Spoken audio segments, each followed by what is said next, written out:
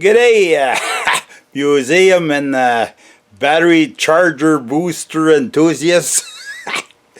We're gathered in the garage again this morning, or this afternoon, or whatever you're looking. And I'm just going to attempt to show you what we're looking at here in a more or less a charger there that's worth anything. This is a goldie oldie, but maybe that's because it's worth something. I'm just going to show you a little bit here, and then we'll endeavor into put a temporary, hang on now, I'm going to flip you around there. And what are we looking at here? Yeah, nope, too far. Right here, eh? That's, I'm going to be seeing here too. But first we'll start off at this end. See these, this here, this is holding by nothing. It's just a cable that's pushing on it. Because see this, have I still got that somewhere? No, I don't. I threw it away yesterday. There's a, well, here, I'll show you the original one. Oops, right there.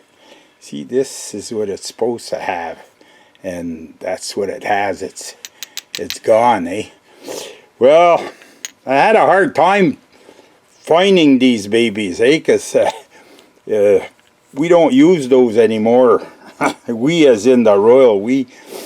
The guy asked me once I found out they're made by Motorola, these diodes, and the guy asked me, he says, "Hey, whoa, what does this come off of?" Hey, he says, "We don't see those too much anymore." Yes, it's because it's 45 years old, this charger or booster machine, and that's why we don't see them anymore.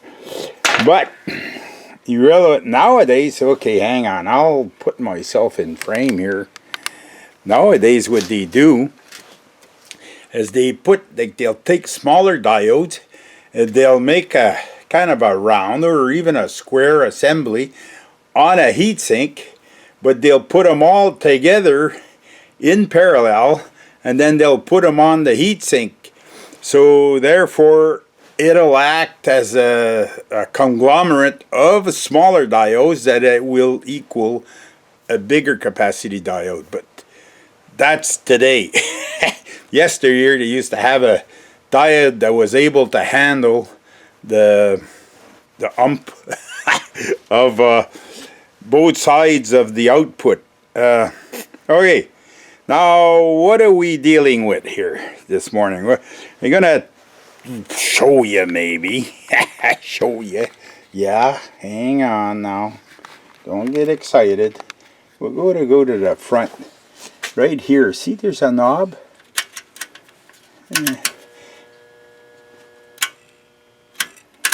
Oh, hey, that was on. I forgot I had plugged it yesterday. Okay, so we're going to take these, they come from my Fluke kit there. I'm gonna set this up. Maybe I don't know if we'll succeed at this. Not for shaky situation here, eh? Oop.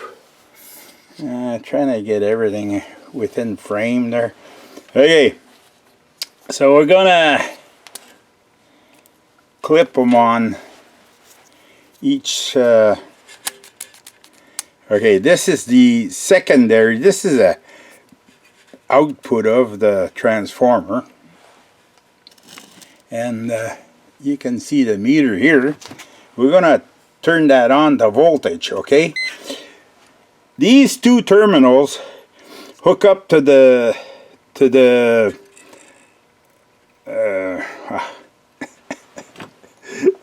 I just showed you them there. These here. It's not funny to be old, eh? Diodes. That's what I'm looking for. Okay, now you can see the voltage. So okay, so now we're going to show you as we go up. Well, as we crank the button in front of the charger, okay, it'll show you on the voltmeter here. It'll show you what the transformer's doing. See, the way that works is as you're cutting into the steps, it's not a variable procedure, it's a step-by-step. You're bringing in more primary windings in your transformer, so therefore you're going to be outputting higher and higher voltage on the secondaries of your transformers. Okay, step one. Okay, boom. So now we see step one on the dial in front. We have 11 volts AC. Okay, now, and at the same time I'm checking, I got my little point file. See this here little file? Because I'm going to be cleaning, you can't see them, but I don't want to move the camera there at the moment because it's situated not bad. I'm going to file these points if they're not too good. Okay, now we're going to go to step 2. Step 2, see? 15 volts. That's on the output. As we increase in output and voltage, one is relevant to the other. Voltage will increase the amperage, but as we hook your output of your transformer on those diodes, that will decrease the voltage. Okay, now we're on step 2. Step 3. Now we're starting to get into something more substantial. 23 volts.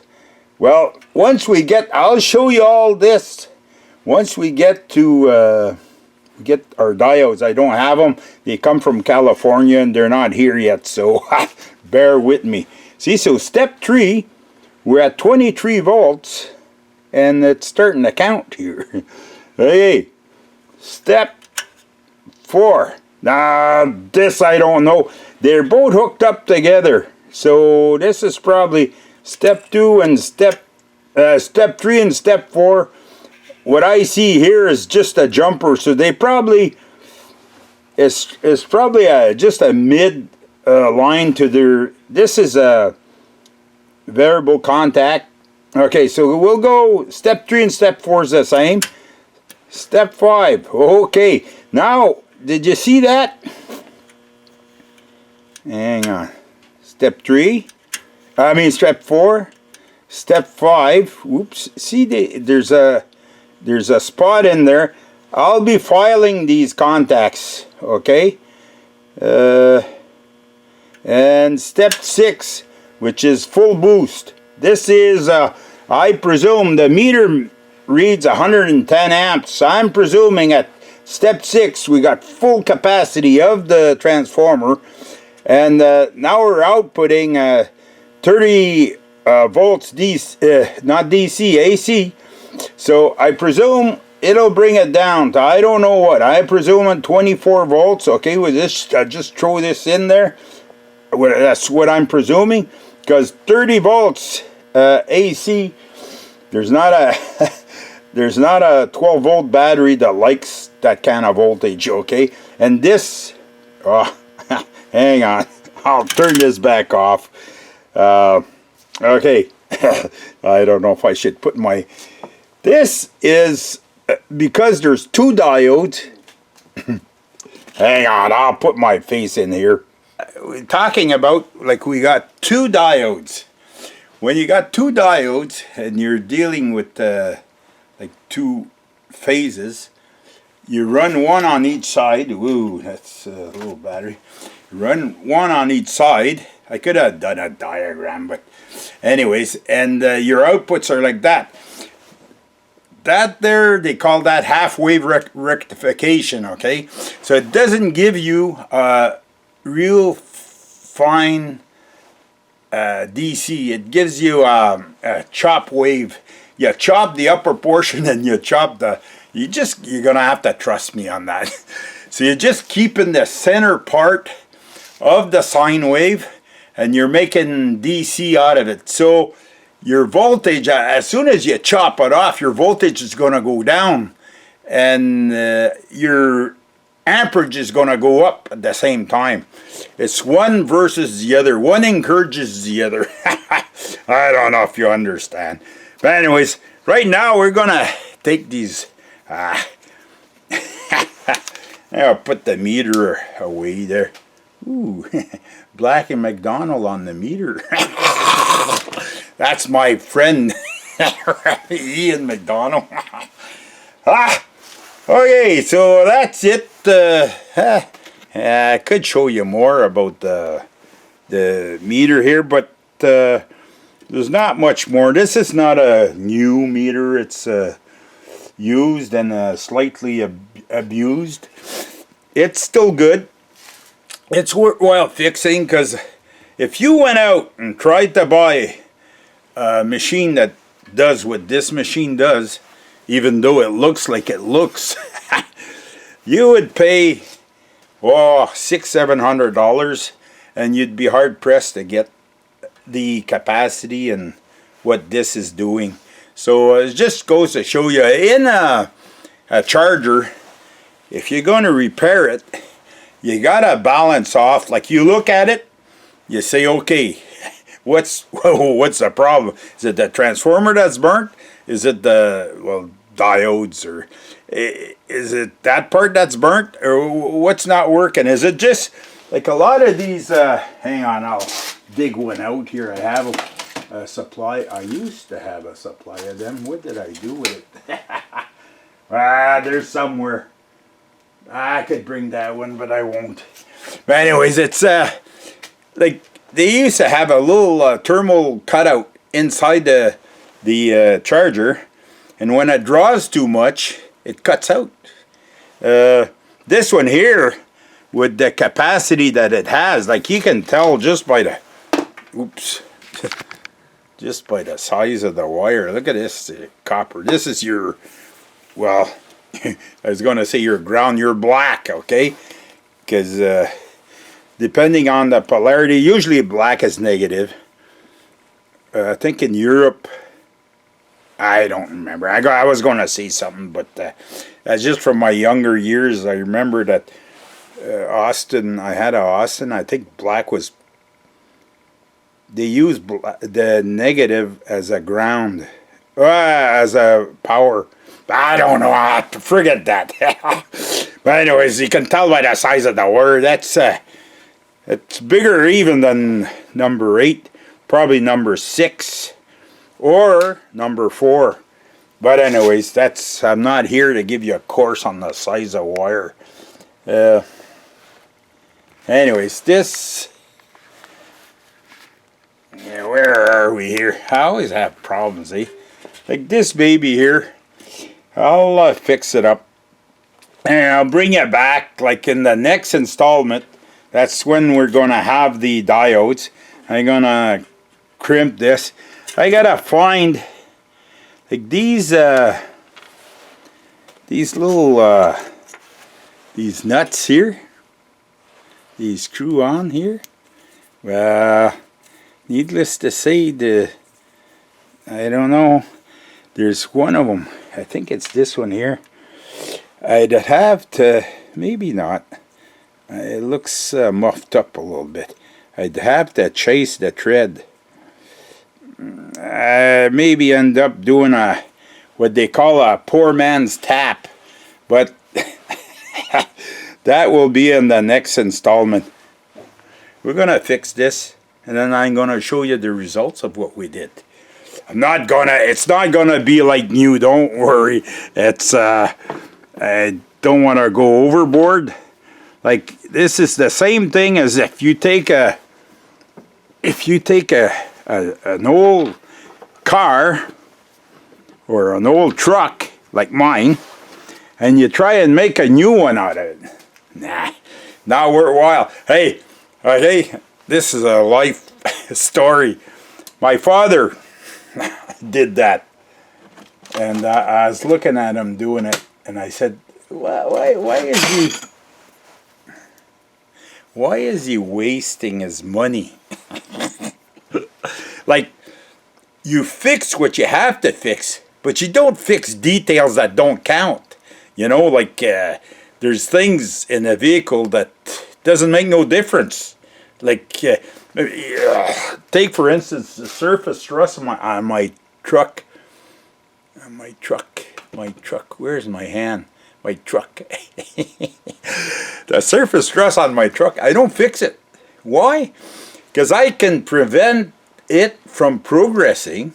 Like, I could put anti-seize on it, put anti-seize all around the wheel wells, and on the bottom of the doors too, keeps it from rusting.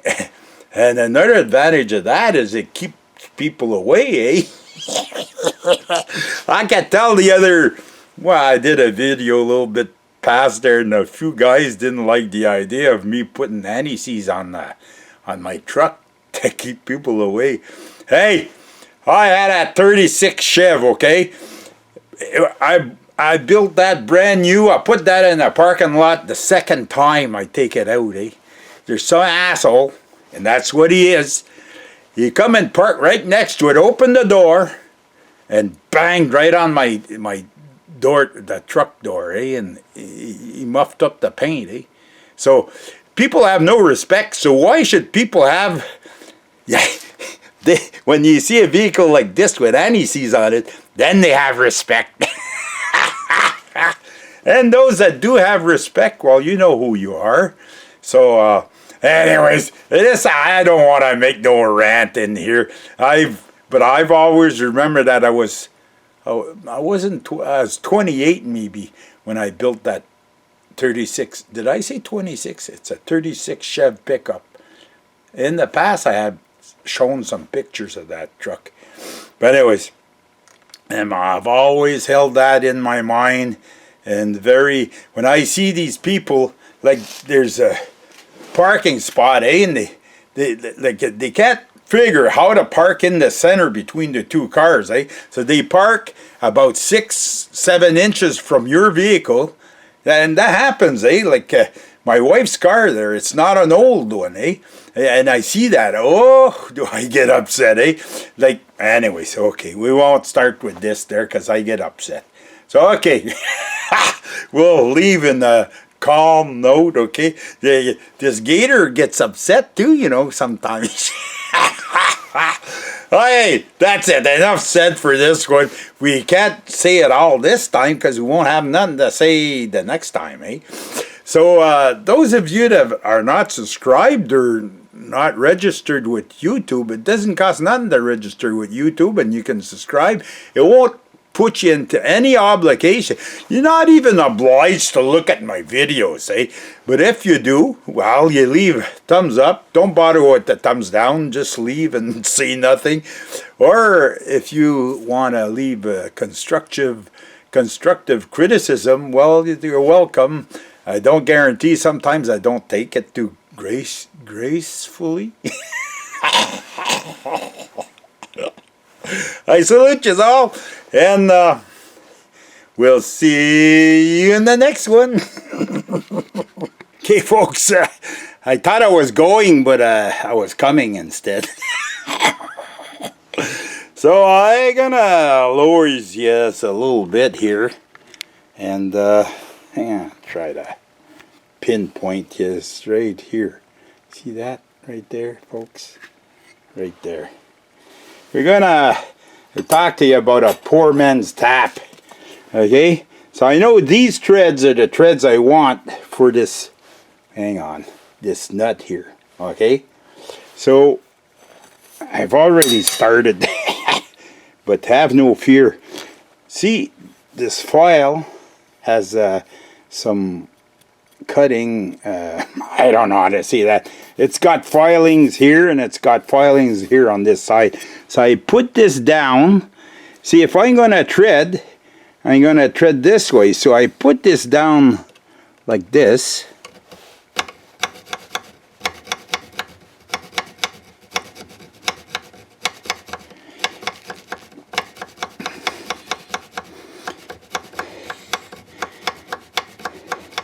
And I kind of go on an angle, oops, on an angle when I file. So then I leave a sharp edge. See, I'll be threading like this. Oop, hang on, I'll swing this around.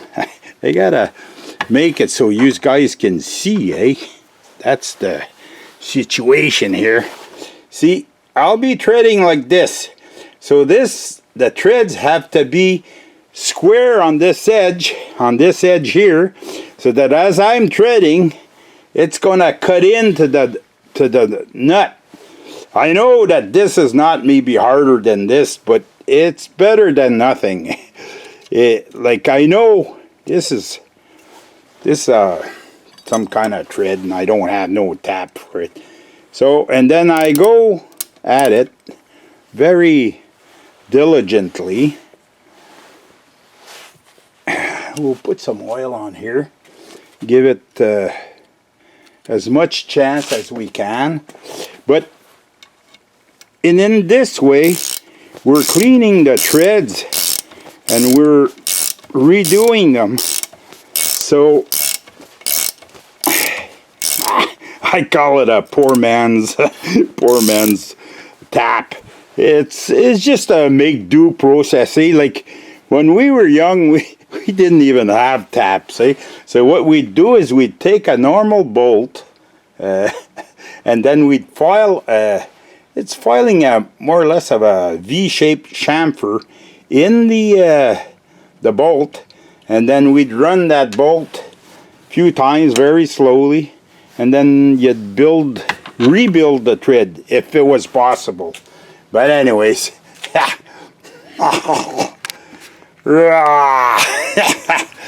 Gator's Jewels of Knowledge in the museum.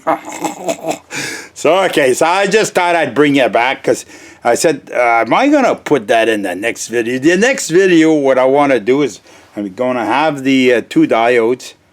Well, the next video dealing with this charger, I'm going to have hey, I'm going to just show you this. Oh my God, this charger weighs about, at least 30 pounds. It's incredible, eh? Right here. See that that meter here, folks? It's right here at the end. Okay, on the 12 volt there, it's shows about 110, 120 volts. So first of all, this ain't your normal